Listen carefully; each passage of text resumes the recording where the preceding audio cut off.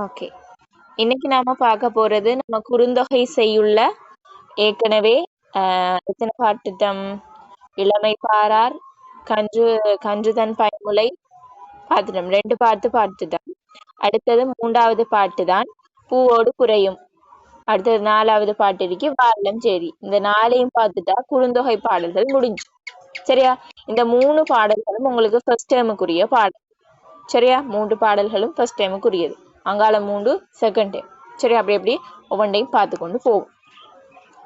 பூவோடு குறையும் கண் குறுந்தொகையில பூவோடு குறையும் கண் ஆசிரியர் யாருன்னு பார்த்தீங்கன்னா மதுரை எழுத்தாளன் சேந்தம் பூந்தனார். அடிக்கடி நீங்க கேள்விப்பட்டிருப்பீங்க.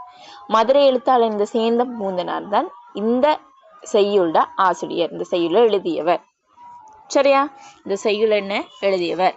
அப்ப தலைப்பு போட்டுருங்க, பூவோடு குறையும் கண். ஆசிரியர், சரி, ஆசிரியர் யார் அல்லது பாடியவர் மதுரை எழுத்தாளர் சேந்தம் பூந்தனார். சரியா? அதே மாதிரி திணை, ஒவ்வொன்றுக்கும் திணை இருக்குத்தானே, இது சங்ககால செய்யுள்கள் தானே. அப்ப திணை இதுக்கு என்னண்டா நெய்தல். நெய்தல் என்பது கடலும் கடல் சார்ந்த இடமும். இப்ப திணை என்று போட்டு நெய்தல் என்று போட்டுக்கோ, அதுக்கு விளக்கம் கடலும் கடல் சார்ந்த இடம். அதே மாதிரி ஒழுக்கம். ஒழுக்கம் என்றா உங்களுக்கு தெரியும், காதல், அந்த ஒவ்வொரு நிலத்துக்குரிய காதல் ஒழுக்கத்தை தான் சொல்றது. சரியா? அந்த ஒழுக்கம் இரங்கல். சரியா? ஒழுக்கம் என்ன? இரங்கல். இரங்கல் என்றா வேண்டுறது, அதாவது கவலைப்படுறது. சரியா? கவலைப்படுற மாதிரி ஒரு இதுதான் இறங்கி இறங்கி கவலைப்படுறது, அதுதான் இரங்கல். அடுத்தது துறை. இது எந்த சந்தர்ப்பத்துல பாடப்பட்டுச்சு என்று பாத்தீங்கன்னா வரைவிடை ஆற்றாலென கவர்ன்ற தோழிக்கு தலைவி கூறியது. நோட் பண்ணிக்கொள்ளும். பிரிந்து சென்ற தலைவன் மீண்டும் திருமணம் செய்யும் வரை தலைவி பிரிவு துயரை தாங்க மாட்டாள் என நினைத்து வருந்திய தோழிக்கு தனது நிலைமையை கழிவிறக்கத்தோடு தலைவி எடுத்து கூறியது. விளங்கிட்டா?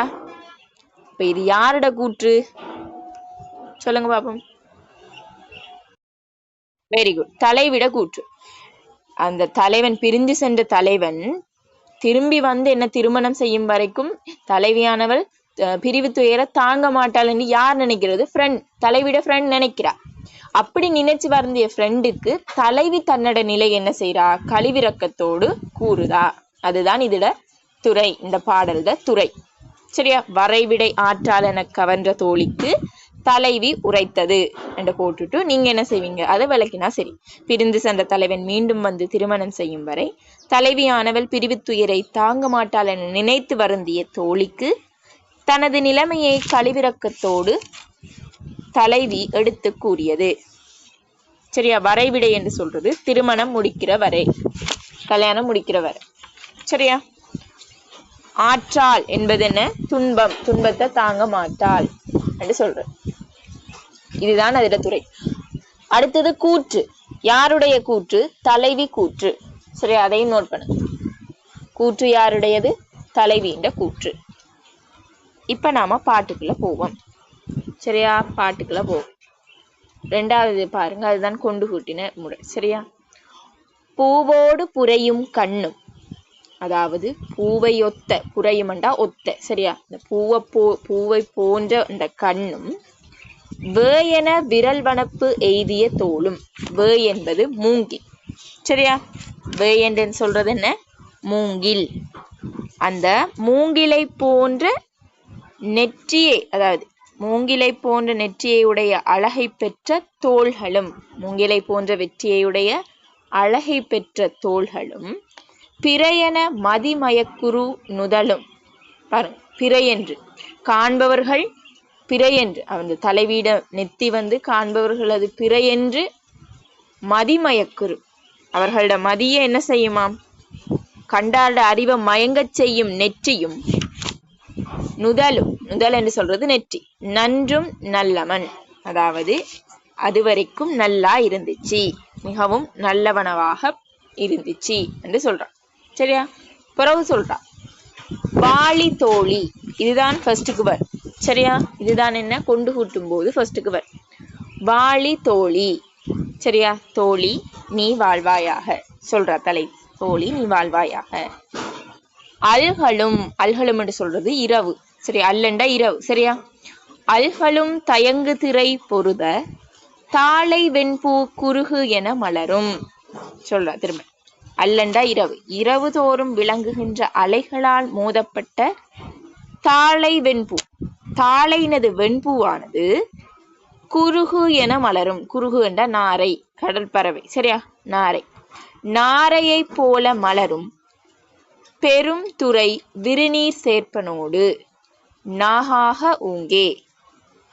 அந்த அலைகளால் மோதப்பட்ட தாளையினது வெண்ணிற பூவானது நாரையை போல மலர்தற்கு செய்வதற்கிடமான பெரிய துறைகளை கொண்ட, பாருங்க அந்த நெய்தல் நிலத்துல சிறப்பு வருது, பெரிய நீர்த்துறைகளை கொண்ட அகன்ற நீர்ப்பரப்பினையுடைய தலைவனாகிய சேர்ப்பன். சேர்ப்பன் என்று சொல்றது நெய்தல் நில தலைவன்.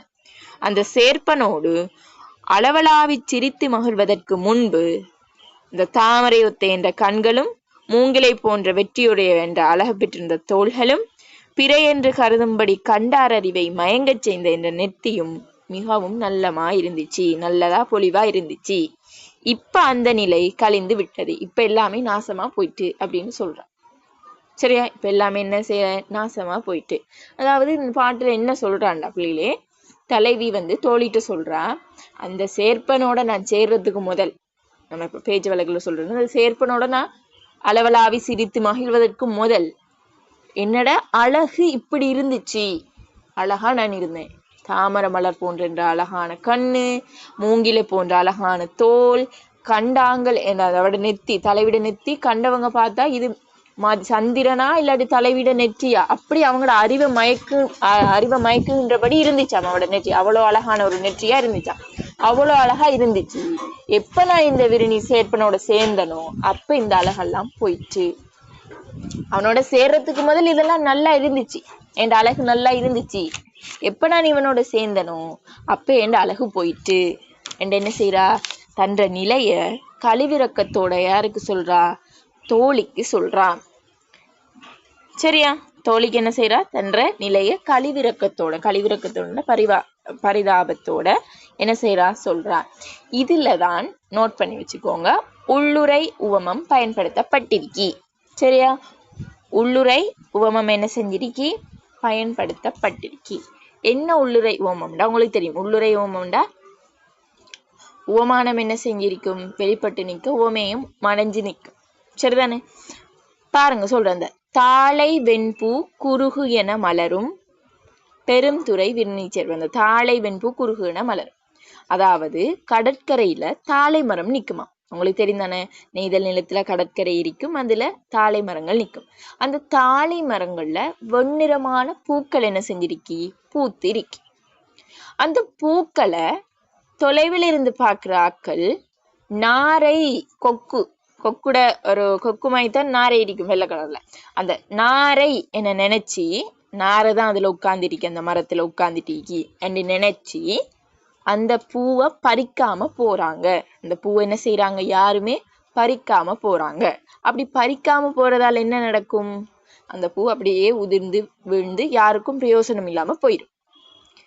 அதே மாதிரி தான் தலைவியின் அழகும் யாரால, தலைவனால அனுபவிக்கப்படாமல் வீணாக கழிந்து போகிறது என்று சொல்றதுக்கு தான் இந்த உள்ளுரை உவமம் பயன்படுத்தப்பட்டிருக்கி. சரியா? விளங்கிட்டா நான் சொன்ன உள்ளுரை உவமம்? ஓகே, இப்ப இதுதான் அந்த உள்ளுரை உவமத்தை விளக்குகின்ற. இதை நீங்க கொடுத்து இந்த அடியை கொடுத்து தாளை வெண்பூ குறுகு என மலரும், அதை கொடுத்து என்ன செய்வீங்க, அதை போடுவீங்க.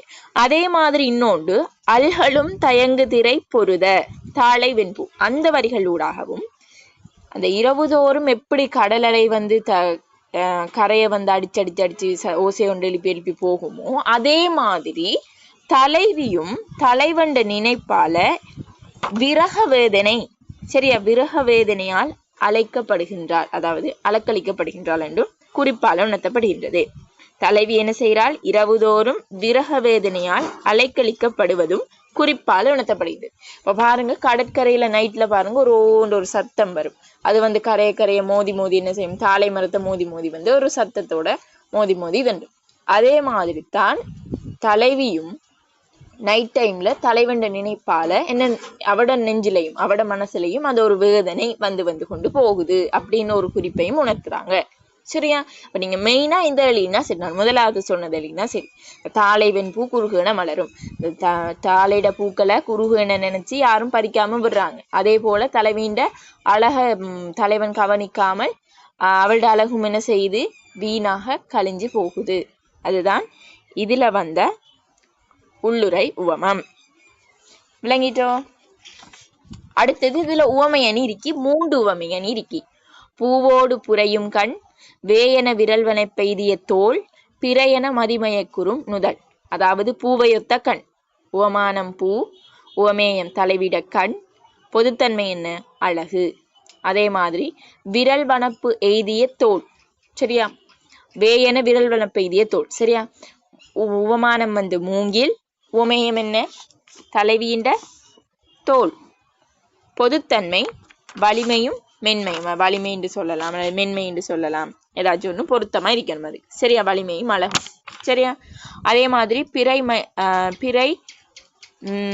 பிறையன மதிமயக்குறும் நுதல், சரியா? அதுக்கு உவமானம் பிறை என்ற சந்திரன், உவமேயம் தலைவீண்ட நெற்றி, பொதுத்தன்மை வந்து அழகும் வடிவமும், பொதுத்தன்மை என்ன அழகும் வடிவமும். அதே மாதிரி மதிமயக்குருவும் நுதல், இந்த பாருங்க இந்த வேர்டை பாருங்க, மதிமயக்குருவும் நுதல் என்று சொல்றது உயர்வு நவிழ்ச்சி அணி. மதிமயக்குருவும் நுதல் என்று சொல்றது உயர்வு நவிழ்ச்சி அணி. நோட் பண்ணி வச்சுக்கணும். ஏனது உயர்வு நவிழ்ச்சி அணி? உங்களுக்கு தெரியும், உண்ட உயர்வு படுத்தி மிகைப்படுத்தி சொன்னா தான் நம்ம சொல்றது உயர்வு நவிழ்ச்சி அணின்னு சொல்லுவோம். இந்த கண்டாக்களோட அறிவே மயங்க செய்யற அளவுக்கு இருந்துச்சாம் தலைவிட நெற்றி. அது அவ்வளோ சந்திரனா இல்லாட்டி நெற்றியாண்டு அவங்களோட அறிவுக்கு மயங்குற அளவுக்கு இருந்துச்சாம். இப்ப பாக்குறவங்களுக்கு தெரியாது சந்திரன் எப்படி இருக்கும், தலைவிட நெற்றி எப்படி இருக்கும்னு நம்மளுக்கு தெரியாது. அப்படி யாரும் மயங்கி நிப்பாங்களா? அப்படி யாருக்கும் நெற்றி இருக்குமா? அப்படி இல்லை. அது உண்டு உயர்வு, ஒரு இத இன்சிடென்ட உயர்வா சொல்றது, தலைவிண்ட அழகு உயர்வுபடுத்தி சொல்றதுதான் உயர்வு நவிழ்ச்சி அணி. அப்ப 3 உவமை அணிகள், ஒரு உயர்வு நவிழ்ச்சி அணி, ஒரு உள்ளுரை உவமை. சரியா? நோட் பண்ணி விட்டுட்டீங்களா? தற்குறி பெற்ற உயர்வு நவிழ்ச்சி அணி. தலைவீண்ட நெற்றிய மிகைப்படுத்தி சொல்றது உயர்வு நவிழ்ச்சி அணி. புலவர் தன்ற கருத்தை ஏற்றி சொல்றதுதான் தற்குறி பெற்ற அணி. சரியா? புலவர் தன்ற கருத்தை ஒன்றின் மேல் ஏற்றி சொல்றதுதான் தற்குறி பெற்ற அணி. சரியா? மிகைப்படுத்தி கூறுறது வேற. இப்ப இதை பாருங்கம்மா, நெத்தி சந்திரனா இதாண்டு நம்மளால கெஸ் பண்ணக்கூடிய மாதிரி இல்லையாம். இது என்ன தற்குறி பெற்ற அணியா உயர்வு நவிழ்ச்சி அணியா? இதை ஒன்றை மிகப்படுத்தி தானே சொல்றாங்க. அப்படியா இருக்கும் அவட உயர்வா சொல்றது? உயர்வா சொன்னா அதை உயர்வு நவிழ்ச்சி அணின்னு சொல்லணும்.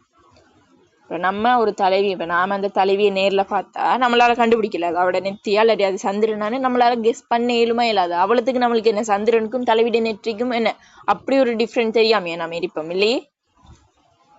அது உயர்வா தானே சொல்றாங்க. இப்ப யாரிட நெற்றியும் என்ன அவ்வளவு பெரிய பிறை போன்று வடிவா இருக்கி இருந்தாலும் அந்த இருந்தாலும் அது என்ன ஓவர் தானே.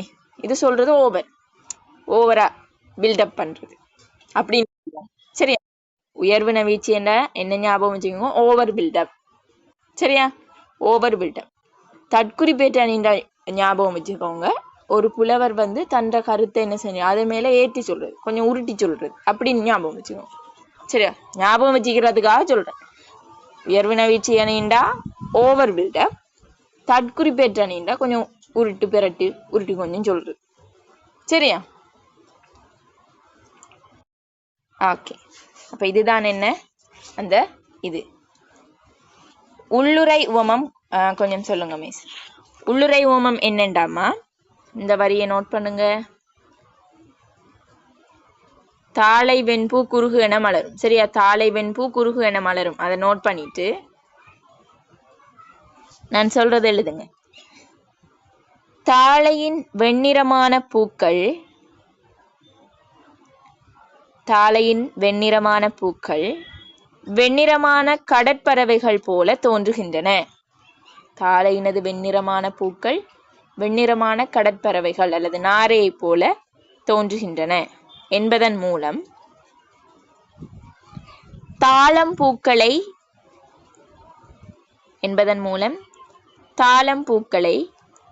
கடற்பறவைகள் என கருதி தாழம்பூவ கடற்பறவைகள் என்று கருதி அவற்றை பிறர் கொய்யாது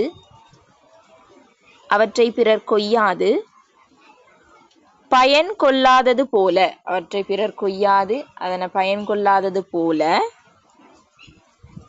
தலைவனும் தலைவியின் உண்மை நிலையை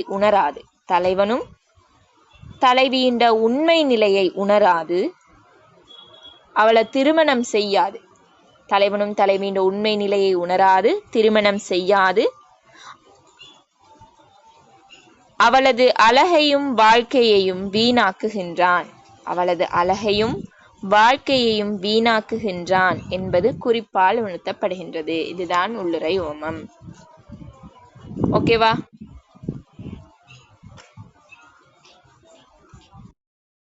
ஓகே. அடுத்தது இதுல அடுத்த கேள்வி பார்ப்போம். சரியா? ஒரு கேள்வி இப்ப நான் சொல்லிட்டோம். உவமானம், அணிகள் சொல்லிட்டேன். சரியா? அணிகள் சொல்லிட்டேன், திணைத்துறை அதெல்லாம் சொல்லியாச்சு. அடுத்தது எழுதுங்க, நெய்தல் நிலச்சிறப்புகள். இந்த செய்யுள்ள நெய்தல் நிலச்சிறப்புகள். ஒரு பாயிண்ட்ஸ் போடுங்க. அகன்ற நீர்ப்பரப்பை உடையது பெருந்துறை விரிநீர் என சிறப்பிக்கப்படுகிறது. அகன்ற நீர்ப்பரப்பை உடையது பெருந்துறை விரிநீர். பாருங்க, பெருந்துறை விரிநீர். அதன் மூலம் நெய்தல் நிலச்சிறப்பு எடுத்துக்காட்டப்படுகின்றது. அடுத்தது வேற என்ன? நீண்டு வளர்ந்த தாழை மரங்கள்ல வெண்ணிற பூக்கள் மலர்ந்திருப்பதும் அங்கு நாரை தங்கி இருப்பதுமான துறை. தாழை மரங்கள் இருக்கிறதும் அங்கு நாரை இருக்கிறதும் அதுவும் ஒரு நெய்தல் நிலத்திட சிறப்பு தான். சரியா? அடுத்த நெய்தல் நில தலைவன் தான் சேர்ப்பன். சரியா? நெய்தல் நில தலைவன் தான் சொல்றது சேர்ப்பன் என்று.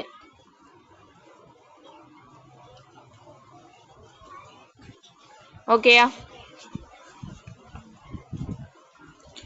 தலைவீண்ட அழகு நலன்கள் என்ற ஒரு கேள்வி கேட்டேன். இந்த இதுல தலைவீண்ட அழகு நலன்கள் எவ்வாறு வெளிப்படுத்தப்படுகின்றது அப்படின்னு ஒரு கேள்வி கேட்டா, அதை நீங்க உவமான உவமைன்னு எழுதினீங்க தானே. அந்த உவமான உவமையும் அப்படின்னு எழுதாம அதை நீங்க ஒரு பந்தி அமைப்புல எழுதினா சரி. தலைவீண்ட கண்கள் மலர போல தாமரை மலர் போல விளங்குவதாகவும் அவளது தோள்கள் மூங்கிலை போல வலுவளப்பான தன்மை உடையதாகவும் தலைவீண்ட நெற்றி காண்போருட அறிவை மயங்கச் செய்யும் பிறையென விளங்கியதாகவும் குறிப்பிடப்படு அந்த அடிகளை கொடுத்து இதன் மூலம் தலைவீண்ட அழகு நலன்கள் வெளிப்படுத்தப்படுகின்றது என்று எழுதினா ஓகே. சரி, அப்ப நீங்க ஒண்ட பாடமாக்கினா இந்த பாட்டிட பொருள் உங்களுக்கு அச்சசலா தெரிஞ்சிருந்தா என்ன கேள்வி வந்தாலும் அதுக்கு நீங்க என்ன செய்யலாம், போட்டு எழுதக்கூடிய மாதிரி இருக்கும்.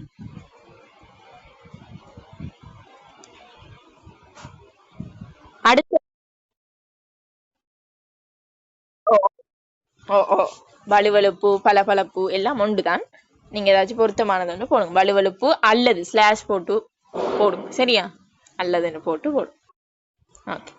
அடுத்தது சில வரிகளை குறிப்பிட்டு இந்த வரிகளை தொடர்லகான்ற சித்தரிக்கப்பட்ட விடயத்தை குறிப்பிடுங்கன்னு சொல்லுவாங்க. இந்த குறிப்பா இதுல கேட்கறது தயங்கு திரை பொருத தாளை வெண்பூ குறுகு என மலரும். அந்த உள்ளுரை ஓமத்தை மார்க் பண்ணிட்டு இந்த அடிகள் மூலம் என்ன சொல்றாங்க என்று கேட்பாங்க. அப்படி கேட்டா நீங்க என்ன எழுதுவீங்க? அந்த உள்ளுரை ஓமத்திர பொருளை எழுதுவீங்க. அந்த தாளை வெண்பூல் நாரையை போல மலர்ந்திருக்குது, அதே மாதிரி அத பூ ஒருவரும் என்ன நாரைன்னு நினைச்சு பறிக்காம போறாங்க. சரியா?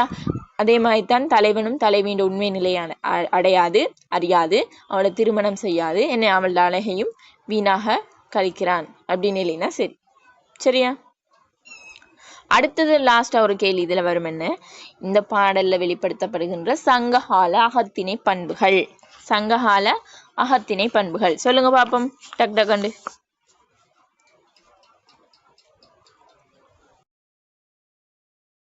Very good. முதல் கரு உரி பயன்பாடு. முதல் என்ன? நிலம், நிலமும் பொழுதும். அதே மாதிரி கரு என்ன? கருப்பொருள் என்ன? இதுல சொல்லுங்க பாப்போம்.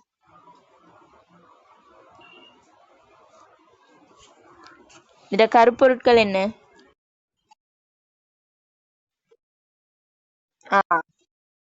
விரிநீர். ஓகே. அடுத்தது திணை முதலும் கரு உரி உரி பயன்பாடு என்ன? இதுல உரிப்பொருள் என்ன? ஆஹ் சரி. அப்ப முதல் கரு உரி பயன்பாடு என்ற அமைப்புல வந்திருக்கி. அதே மாதிரி வேற என்ன? உள்ளுறை உவமம். பெயர் சுட்டாத முக்கியமான பாயிண்ட்ஸ். பெயர் சுட்டாத ஒரு அகத்திணை இருக்கி. சரி, அத ஒரு அகத்திணை மரம். சரியா? தலைவியின் கூற்றாக அமைகின்றது. சரியா? தலைவியின் கூற்றாக உள்ளுறை உவமம், உவமையணிகள் உள்ளுறை. வடமொழி கலப்பு அல்லாத தூய தமிழ் மொழி நடை பயன்பாடு. சரியா? அகவல்பாவாலான வெரி குட். அகவல்பாவாலான 7 அடிகளை உடையது. நாடகப்பாங்காகவும் இந்த பாட்டு இருக்கு. சரியா? கொஞ்சம் நாடகத்தன்மையாகவும் இருக்கு. அதாவது தலைவி கூற்றாக பெயர் சுட்டாமல் அமைஞ்சிருக்கு. அதுவும் ஒன்று நாடகப்பாங்காகவும் என்ன செஞ்சிருக்குது, அமைஞ்சிருக்கி. அதையும் கொடுத்தா சரி. கொஞ்சம் உங்களுக்கு தெரியும். சங்ககால அகத்திணை பண்புகள் தான் இதுகளுக்கு மெயினா வரும். அதை இந்த பாட்டோட நீங்க தொடர்பு பட்டியலினால் சரியா இருக்கும். ஓகேவா? என்ன கேள்வி? இதுல என்ன கேள்வி இருந்தாலும் செய்யணும்.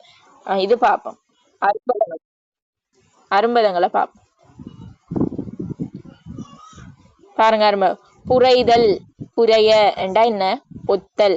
சரியா? அரும்பதங்களும் உங்களுக்கு கேட்டுவாரு. புரைய என்றா ஒத்த. விரல் என்று சொல்றது வெற்றி.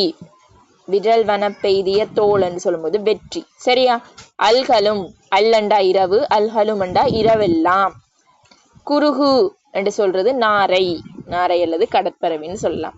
சேர்ப்பன் என்று சொல்றது தெரியும் உங்களுக்கு, நெய்தல் நில தலைவனைத்தான் சொல்றது.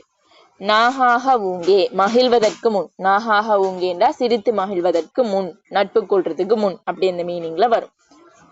என்றா உங்களுக்கு தெரியும் என்னது? மூங்கில். நுதலண்டா நெற்றி. திரையண்டா அலை. அல்கலும் தயங்கு திரை. திரையண்டா என்ன? அலை. பொருத. பெருதன் வந்து இதுல பொருதண்டா மோதிய. துறையண்டா அடைகரை. நகுதல்ண்டா சிரித்தல். முன்னகுதல்ண்டா மகிழ்தல். சரியா? பருமதங்களையும் என்ன செஞ்சுக்கோங்க, இதோடய பார்த்துக்கோங்க. ஓகேவா? அப்ப இந்த பாட்டு ஓகே. அடுத்த பாட்டையும் பார்ப்போமா? ஓகே.